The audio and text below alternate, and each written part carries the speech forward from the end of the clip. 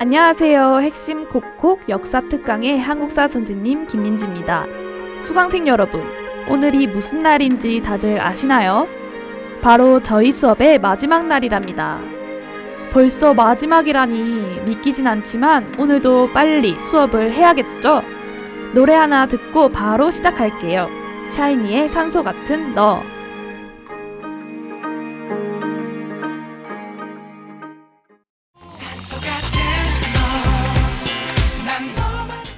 얘들아, 수업 준비 다 됐니? 우리 수업의 마지막 주제는 바로 한국 여성의 삶이야.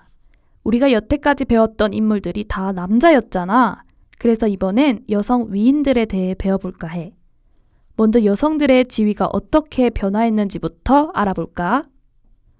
우리가 보는 역사 드라마나 영화를 보면 거의 대부분이 남자라는 걸 알 수 있어. 사실 우리 수업만 해도 여태껏 알아보았던 인물들이 다 남자였잖아. 이렇듯 세상에 대해 도전하고 세상을 바꿨던 사람들이 대부분 남성이었어. 그렇지만 오늘은 선천적인 재능과 후천적 노력과 의지로 자신의 이름, 그리고 창작물을 오늘날까지 우리 가슴속에 새기고 있는 여성들에 대해 알아보고자 해. 흔히 우리는 과거 여성들이 남성에 비해 신분과 지위가 낮고 사회적으로 차별을 받았다고 생각해. 하지만 이건 얼마 되지 않은 조선 후기의 이야기야. 사실 우리의 역사를 살펴보면 여성의 지위가 더 높았던 적도 있었어. 한참 전으로 가서 선사시대 때는 여성과 남성의 지위에 거의 차이가 없었던 평등 사회라 볼 수 있어. 그러다가 본격적으로 청동기 시대부터 성별의 역할이 구분되었지. 그땐 끊임없이 상대의 재산을 빼앗기 위해 전쟁이 일어나다 보니까 힘이 있는 남자의 시대가 열리게 되었어.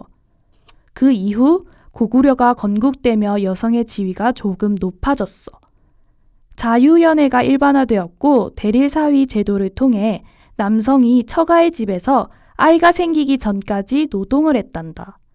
그 뒤 고려시대에는 여성의 지위가 굉장히 높아서 오늘날과 거의 비슷한 수준이었어. 재산을 균등하게 상속받고 따로 양자를 들이지 않고도 여성이 제사를 지낼 수 있었던 거지. 그리고 그 다음 이야기는 노래 하나 듣고 시작할게. 반장, 나와서 노래 하나 틀어봐.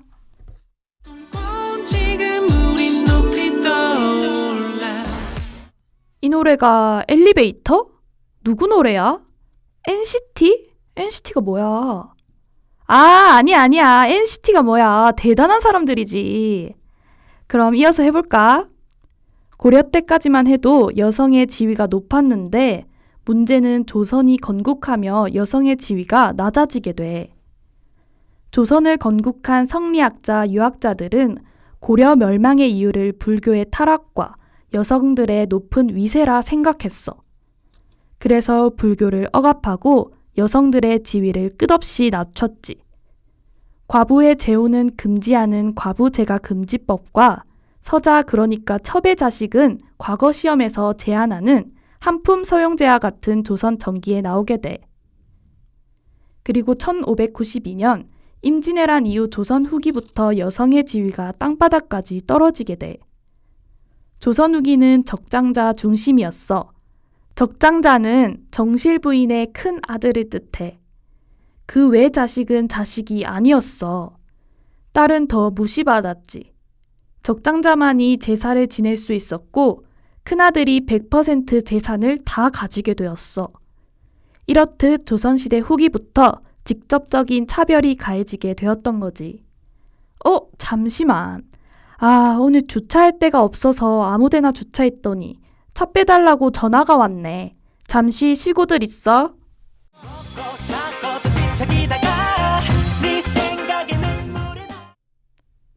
얘들아, 오래 기다렸지? 주차장 몇 바퀴를 돌다가 겨우 주차할 데를 찾았네. 앞서 우리가 한국 여성의 지위에 대해 알아보았잖아. 이렇듯 조선시대부터 여성이 차별을 받았던 이 남성 중심 사회에서 이름을 빛낸 대표적인 여성들에 대해 알아보려고 해. 첫 번째 인물은 바로 김만덕이야. 보통 사람들은 그녀를 조선시대 여성 CEO라고 불러. 그녀의 장사 원칙을 보면 첫째, 싸게 그러나 많이 판다. 둘째, 알맞은 가격으로 사고 판다. 셋째, 정직한 믿음을 판다 였어. 이런 원칙으로 그녀는 빈손에서 시작해서 제주 최고의 부자에 오르게 되었지. 그러던 어느 날 제주에 큰 가뭄이 일어났어. 4년 동안 제주 백성 3분의 1이 굶어 죽게 되자 그때 김만덕은 수십 년 동안 모아온 전 재산을 풀어 쌀을 사들였지. 그 덕분에 제주도민은 굶주림에 벗어나게 되었어. 그녀의 이야기에 정조대왕은 크게 칭찬하고자 그녀의 소원을 들어주기로 해. 당시 제주도민은 관의 허락 없이는 육지로 올라가기가 정말 힘들었어. 그래서 그녀는 금강산을 여행하고 싶다고 밝혔고 정조대왕이 이를 들어주셨지. 사실 우리가 작은 금액도 기부하기가 힘들잖아. 그런데 전 재산을 기부한 것도 정말 대단하지만 그 당시 여성에게 있었던 한계를 뛰어넘었던 용기도 정말 대단한 것 같아. 자, 이쯤에서 또 노래 하나 들으면서 쉬었다 가자. 기리보이의 교통정리.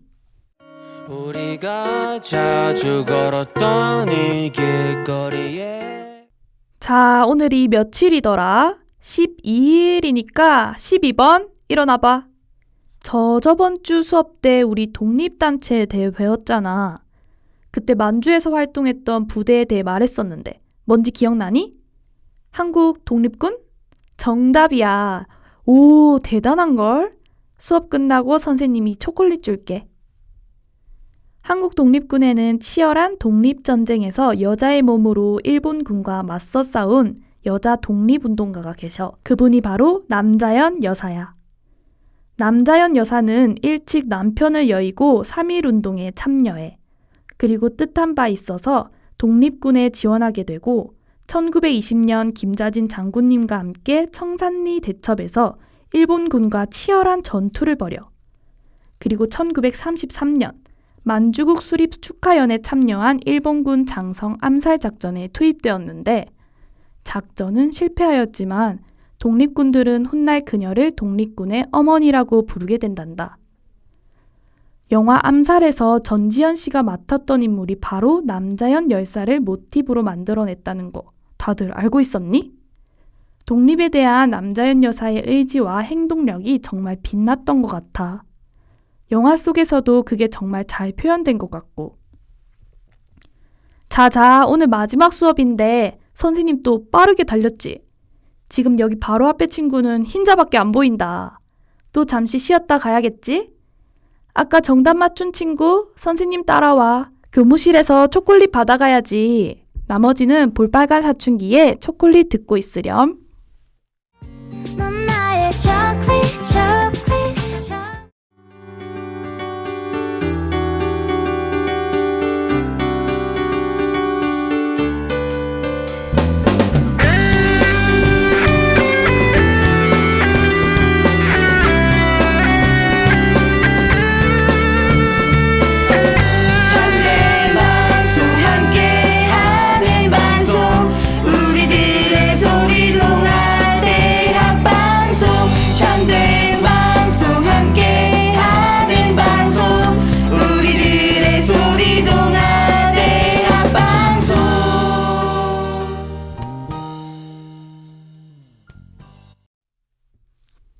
자, 다시 수업 시작해볼까? 우리가 이때까지 대한민국 여성의 삶에 대해 한번 알아봤잖아. 그래서 오늘은 특별히 조선시대 때 나왔던 여성 영웅소설에 대해 얘기해줄게. 문학 시간에 배웠다고 또 딴짓하면 안 된다. 선생님이 재밌게 설명해줄게. 오늘의 이야기는 바로 박시전이야. 역사상 최악의 패배라 평가받는 병자호란을 바탕으로 만들어졌어. 조선 인조 때 서울에는 학문과 무예가 뛰어난 이시백이라는 인물이 살고 있었어. 그는 그의 아버지 이상공의 술친구였던 박처사의 딸 박씨와 혼인을 하게 돼. 근데 박씨의 용모에 실망한 이시백은 박씨를 멀리했어. 이런 박씨에게는 신기한 재주가 있어서 이를 통해 이시백이 장원 급제까지 하게 되었지만 이시백은 박씨를 거들떠보지도 않았지. 어느 날 박씨가 허물을 벗고 미인으로 변하게 되자 그제서야 이시백은 지난 날을 후회하고 사죄하며 둘은 행복하게 잘 살게 돼. 사실 이 부분까지만 해도 결국엔 예쁘면 단가? 여성 영웅소설이라 하긴 좀 이상한 부분이 많잖아. 하지만 후반부에서는 박씨는 그녀의 뛰어난 능력으로 청나라의 침략을 물리치게 돼. 도술로 청나라의 용울대와 용골대를 용감하게 무찔러 버리지. 이런 박씨에 대한 이야기는 그 당시 조선시대의 남성 중심 사회에서 억눌러 살았던 여성들의 울분을 풀어줄 뿐만 아니라 전쟁으로 고통받았던 백성들에게 희망이 되어줬지. 자, 그럼 이제 수업 마무리해볼까? 우리 처음 만났던 어색했던